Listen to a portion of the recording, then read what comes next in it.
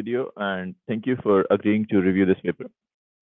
Um, I'm going to present our new impossibility results for the group testing problem. Uh, uh, this paper was written with me, my co-authors, Professor Siddharth Jaggi and Professor Arya Mazumdar. Um, so let me first present an overview of the results. We give new impossibility results for the non-adaptive, non-zero decoding error group testing problem that improve over the entropy bound. Uh, so these are the first results that improve over the entropy bound. Moreover, our results show an adaptivity gap. Uh, as we go from adaptive group testing to non-adaptive group testing in the non-zero error case, we show that there exists a gap uh, uh, uh, which cannot be achieved uh, by the algorithms. Let me first explain the group testing problem. Uh, the group testing problem, suppose that you have a number of objects, a small number of them are known to be defective. Your aim is to identify the defective set of objects using minimum number of tests. A test consists of a subset of objects, and the test will test positive if any of the objects in the subset is defective. Otherwise, the test will test negative. This is a natural scenario arising in many applications. It started with uh, uh, in the medical field, testing for blood samples for diseases, but as applications in a lot more areas. Now, there are many flavors of the group testing problem. You can do the tests adaptively. That is, you can do one test and choose the objects in the second test based on the results of the first test. You can allow reconstruction error. Suppose that there exists a probability distribution of the defect over the defect of the defective set over the possible subsets in the number of objects. You can allow a small probability of error of reconstruction, or you can say that you won't tolerate any error in identifying the defective set. Uh, you can play around with the statistics of the defective set, and finally you can work in the regime where in different regimes where like the number of defective objects scales say linearly with the number of objects and or sublinearly. A lot of work has been done in the sublinear regime. But not much work has been done on when the number of defectives is linear in the number of objects. The reason for that may become clear as I explain the existing entropy bound. So in the entropy bound, we use classical information theoretic inequalities. First, we find a lower bound on the input. So the input is the indicator random variables corresponding to the objects being defective. We lower bound the joint entropy of the input as n times h of delta. Then we relate the input entropy to the output entropy and decoding error using data processing and Fano inequalities. Finally, we upper bound the joint entropy of the output, that is the group tests, with a very loose upper bound. So since there are t tests, all of them can take binary values. The entropy is upper bounded by t. It turns out that in the regime where of t equals to sublinear n, this bound is effectively tight, and perhaps that is the reason many people have not bothered to consider the case when D is linear in N to try to improve over this bound.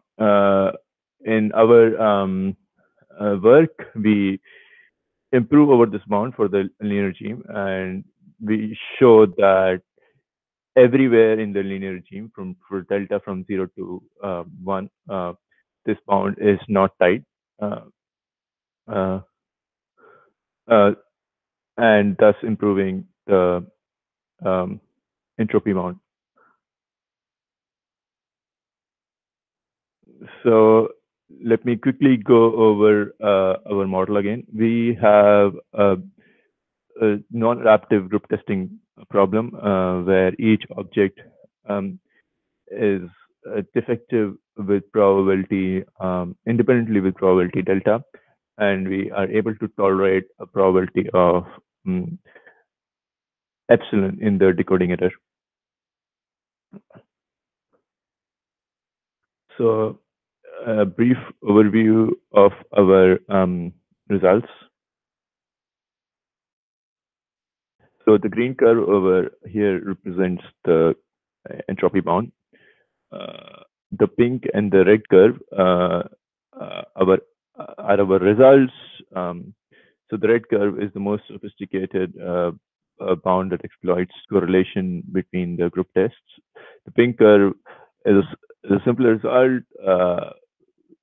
It is quick and it comes from very simple observations. Uh, but the more involved result of theorem 2 improves over this result for all values of delta. Uh, um, we can also see from this graph that there exists an adaptivity gap represented by the shaded portion between the red and the blue curve. The blue curve represents the adaptable, the expected number of tests in the adaptable algorithm, and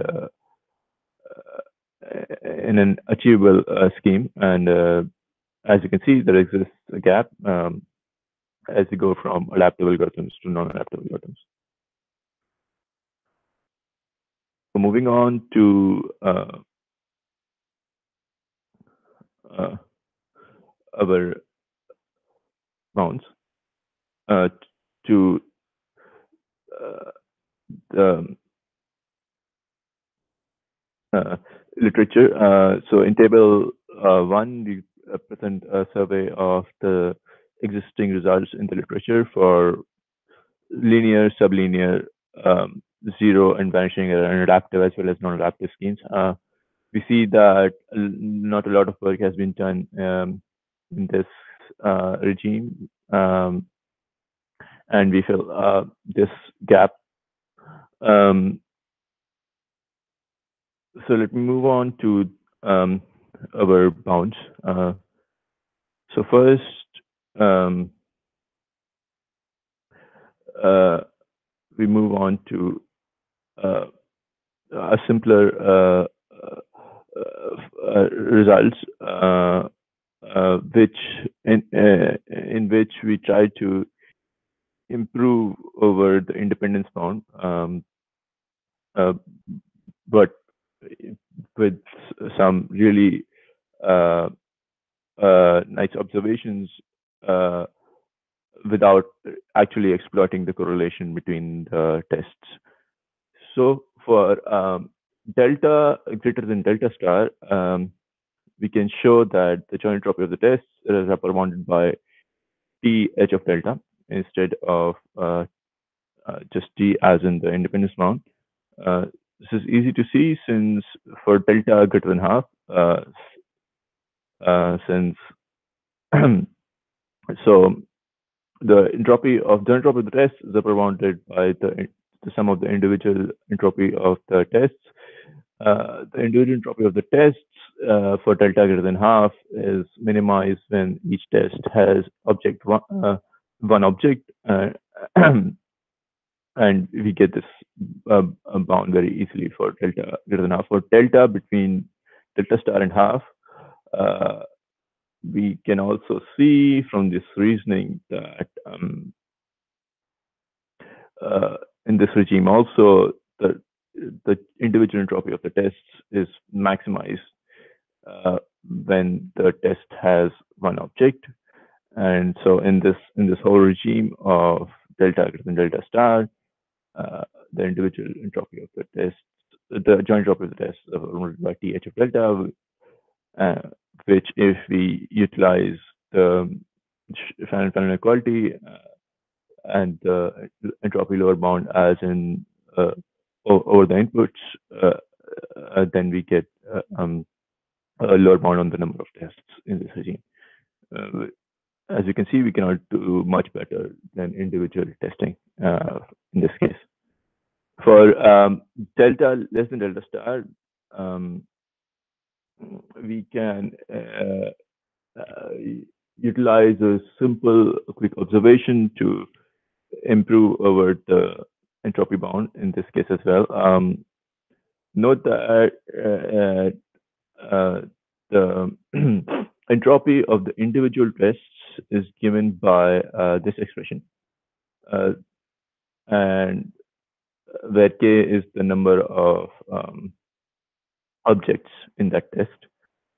So maximizing the entropy uh, is to be one is not possible for all values of delta, since k can only be an integer, and this fact already gives us an improvement over the entropy one for all values of delta. Uh, Almost all values of delta, except when delta is such that uh, the k, this expression is maximized at an integer value of k. So now moving on to a more involved result. In this case, we take advantage of the correlation between the tests. We use the mathematical inequalities to upper bound the joint entropy of the group tests.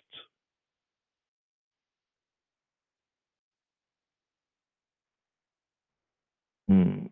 So let me explain the mathematical inequalities in a bit more detail. So, suppose C is a class of subsets of the tests from 1 to T, such that the class covers all the tests.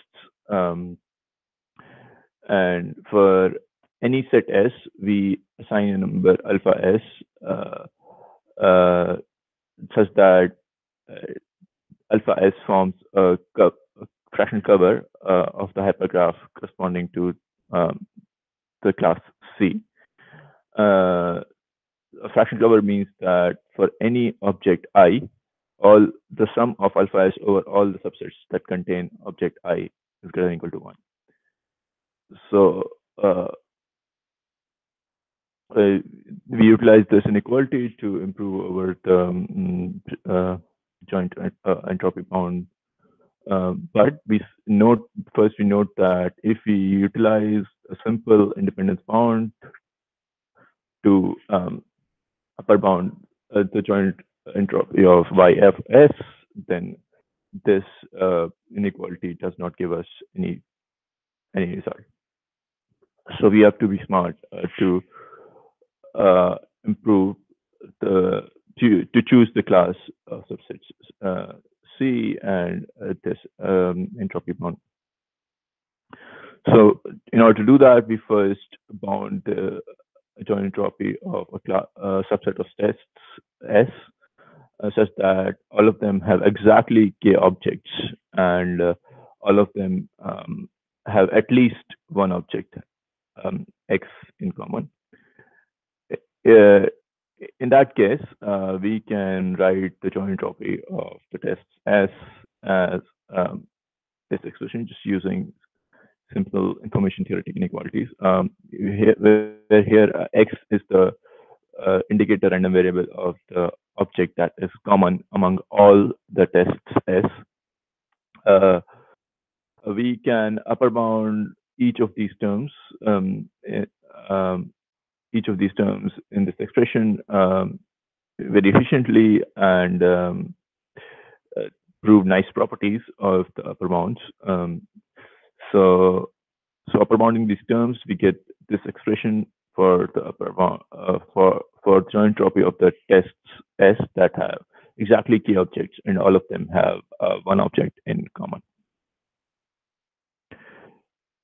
Next, moving on to uh, applying the mathematical inequalities for a special case where the group testing matrix has constant row weight k for k greater than 2.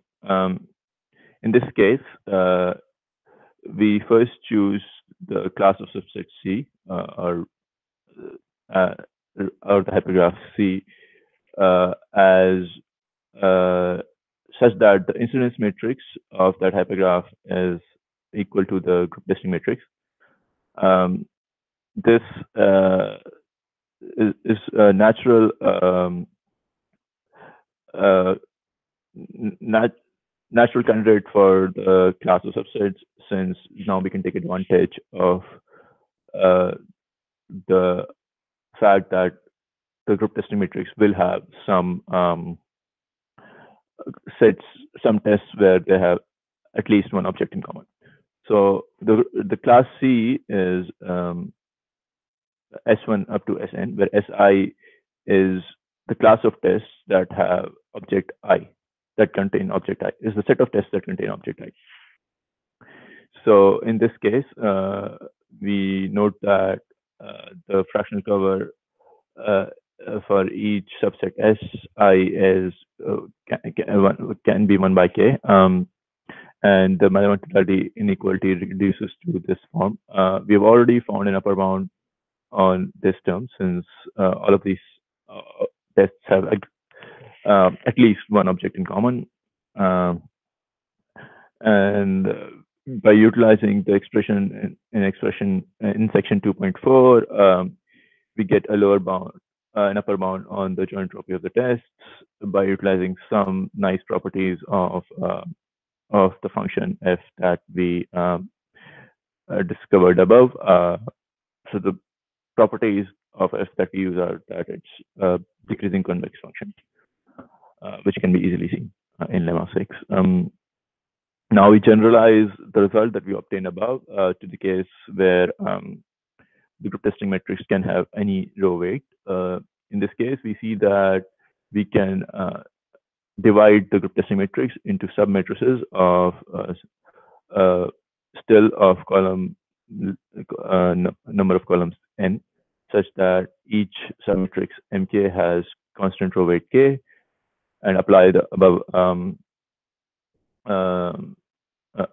the results in section 2.5 individually, and we can see that the results easily carry over, and we finally get a simple expression for the upper bound for the general case as well.